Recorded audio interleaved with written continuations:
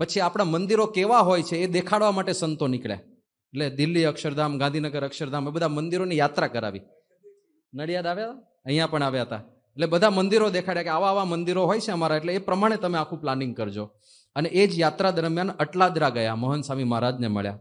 મોહનસિંહ મહારાજે સૂચન આપ્યું એમને કે અમારા ગુરુ યોગી બાપા કહેતા કે કંઈક નવું કરી બતાવવું, એટલે કંઈક તમે નવી ડિઝાઇન કરજો. એટલે સંતોએ ટ્રાન્સલેટ કરીને મિસ્ટર લાઈને સમજાવ્યું કે કંઈક નવું, કે નવું નહીં, યુનિક, કે હા બસ કંઈક યુનિક કરી બતાવું. એટલે જ આ ગંગા, યમુના, સરસ્વતી ને બધા કોન્સેપ્ટ છે ને મંદિરના, કંઈક યુનિક, કંઈક જુદી ડિઝાઇન કરી એમણે.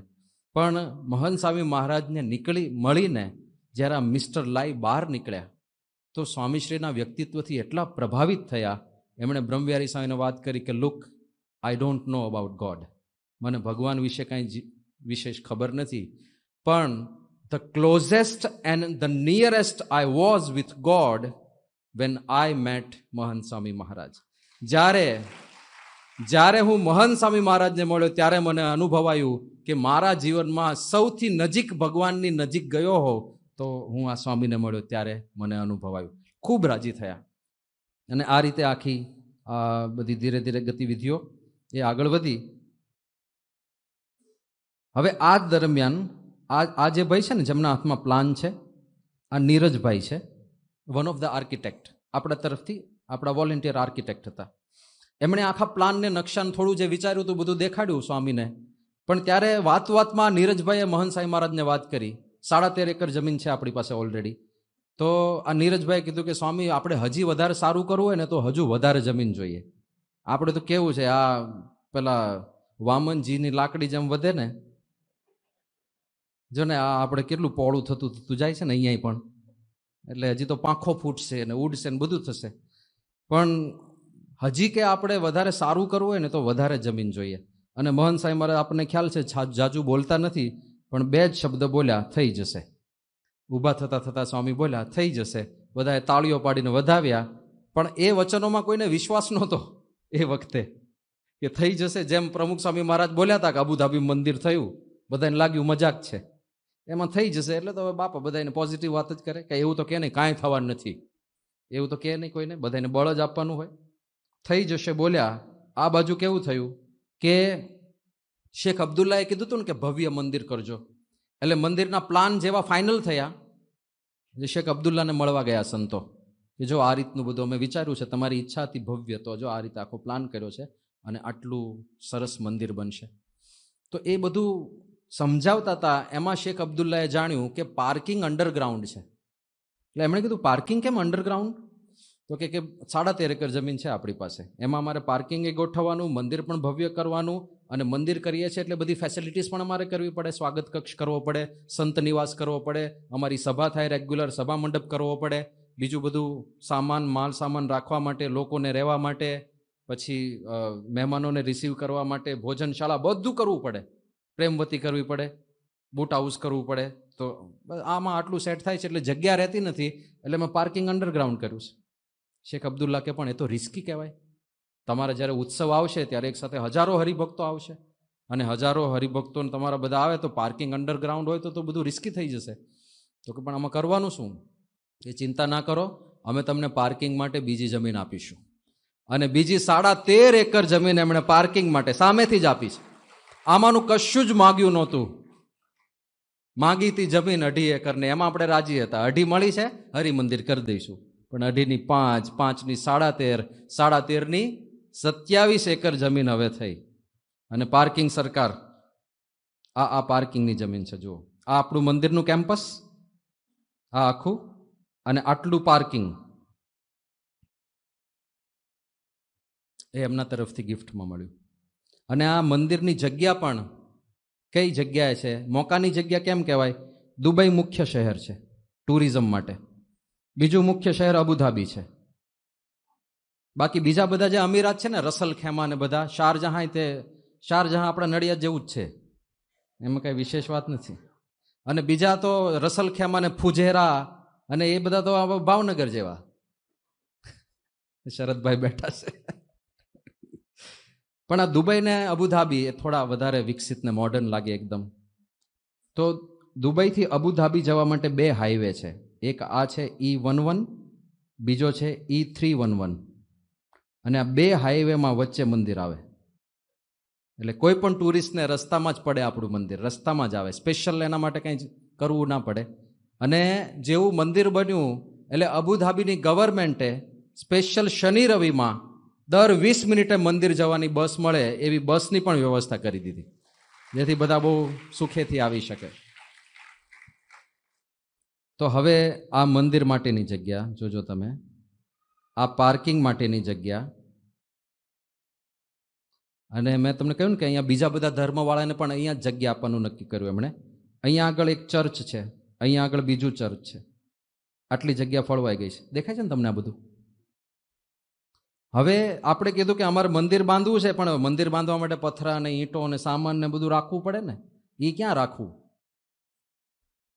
તો બીજી જમીન આપી, ટેમ્પરરી 3 વર્ષ માટે વાપરવા, કાયમ માટે નથી આપી, કે અમે 3 વર્ષ માટે તમને એવી જગ્યા આપીએ છીએ જ્યાં તમે સામાન મૂકી શકો.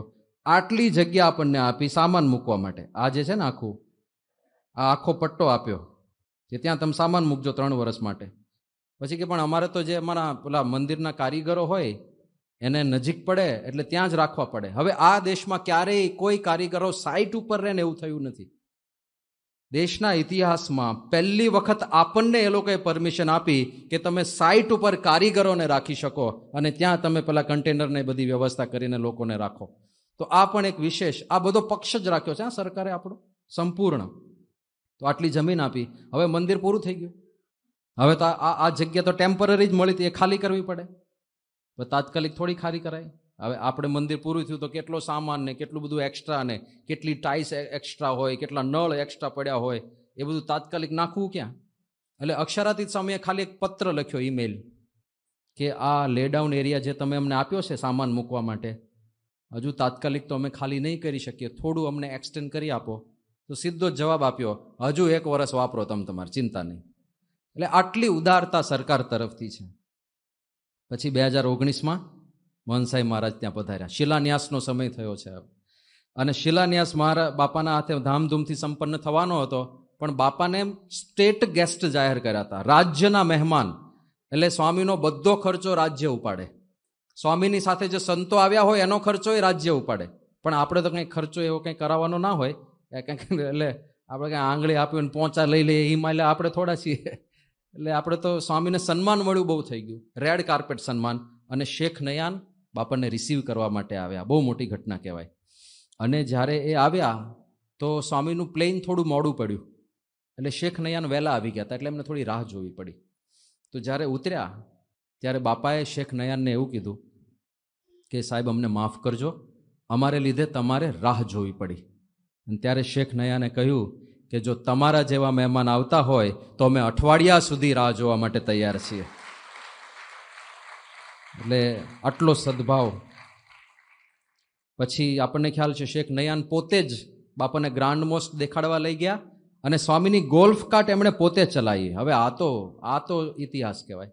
કોઈ મિનિસ્ટર છે ને, અને રાજાનું રોયલ ફેમિલીના સભ્ય છે, અને એ વ્યક્તિ ગોલ્ફ કાર્ટ ચલાવે બાપાની, કેટલી મોટી વાત કહેવાય.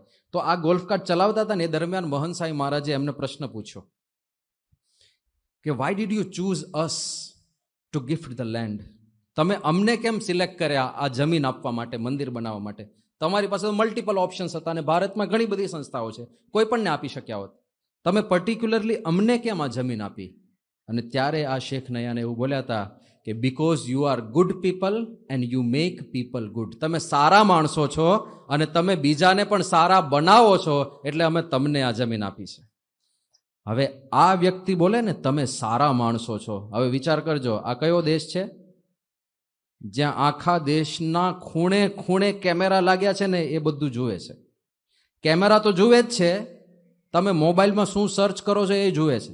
એકવાર એક હરિભક્તે કંઈક પ્રાઇવેટ વસ્તુ, કંઈક સિક્યોરિટી સંબંધી વસ્તુ સર્ચ કરી રાજાના અંગત જીવન બાબતે. 1 જ મિનિટમાં પોલીસનો ફોન આવ્યો કે તારે આ બધું સર્ચ કરવાની શું જરૂર છે? 1 જ મિનિટમાં. એટલે તમે તમારા મોબાઈલમાં શું સર્ચ કરો છો એનું પણ મોનિટરિંગ ચાલતું હોય. આટલો પાવરફુલ દેશ હોય અને એ દેશના મિનિસ્ટર જ્યારે સંસ્થાને અને બાપાને એવું કહે કે તમે સારા માણસો છો, તો આપણને ગૌરવ થાય કે આ ગુણાતીત સત્પુરુષની પવિત્રતા કેટલી હશે અને એનાથી એ લોકો પ્રભાવિત કેટલા હશે. પછી સ્વામીના હાથે આખો આ શિલાન્યાસનો વિધિ પણ ખૂબ ધામધૂમથી સંપન્ન થયો. બધા આરબો મોકલ્યા હતા, મુખ્ય જે અધિકારી હોય સરકાર તરફથી જ આ બધા લોકોને એમણે મોકલ્યા હતા. અને આ કોન્ક્રીટ પોરનું કામ ચાલુ થયું. હવે જો 8 ડિસેમ્બરથી 30 ડિસેમ્બર 2020ની વચ્ચે આ કોન્ક્રીટનું કામ ચાલુ થયું હતું ફાઉન્ડેશનની અંદર. ડિસેમ્બર 2020 છે એટલે કયો સમય છે આ? કોરોનાનો પીક સમય, જ્યારે આખી દુનિયા બંધ થઈ ગઈ હતી, જ્યારે આપણે બધા મુમતી બાંધીને ફરતા હતા અને આ માસ્ક ક્યારેય જશે કે કેમ એ પ્રશ્નાર્થ હતો. અમુક લોકોએ તો એવું જ માની લીધું હતું કે બસ હવે આ જ ન્યૂ નોર્મ છે, જીવનભર માસ્ક જ પહેરવાના છે આપણે. ખબર જ નહોતી કે આ કોરોના ક્યારે પૂરો થશે કે કેમ.